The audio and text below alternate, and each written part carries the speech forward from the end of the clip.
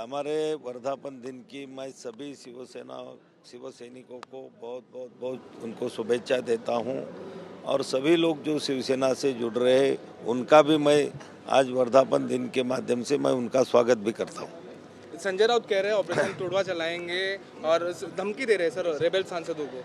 अरे कोई धमकी फमकिया को जमाने को नहीं, कोई डरता नहीं है। ऐसी धमकियां उन्होंने पहली बार भी 22 में जब हमने उठाव किया था तब भी ऐसी धमकियां उन्होंने दी थी।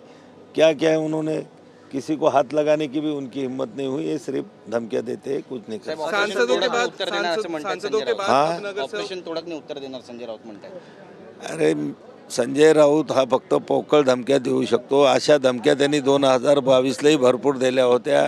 काय झालं तुमच्या सगळ्यांच्या समोर आहे। कोणाला हात तर काय पण कोणाकडे पाहण्याची सुद्धा त्यांची हिंमत झाली नाही। ते कधी येणारे प्रचार माध्यमांसमोर आणि त्यांच्या अधिकृत ते मला माहित नाही। ते आमचे मुख्य नेते एकनाथराव शिंदे नव्हते संसदीय नाही, त्यांच्या बैठकीला उपस्थित नव्हते हे मला पक्का माहिती आहे। आपल्या माध्यमातूनच मी सुद्धा ते पाहिलं की ते 6 लोक त्या ठिकाणी गैरहजर होते। नक्कीच, पण आता ते म्हणतात की हे खासदार जिथे दिसतील त्या ठिकाणी त्यांना तुडवा, अशा पद्धतीची भाषा आहे। आता या मी तुम्हाला त्याचं उत्तर अगोदरच दिलं। या पोकळ धमक्या आहेत, या धमक्याला भिणारा शिवसैनिक नाहीये। ऑपरेशन 3-4 असं पण सांसदों के बाद नगरसेवक भी पुढे भविष्यामध्ये नगरसेवक और एमएलए भी हे बघा, ज्यांचा एकनाथराव शिंदे साहेबांच्या कर्तृत्वावर आणि नेतृत्वावर विश्वास आहे त्या सगळ्यांचं आमच्या शिवसेनेमध्ये स्वागत आहे।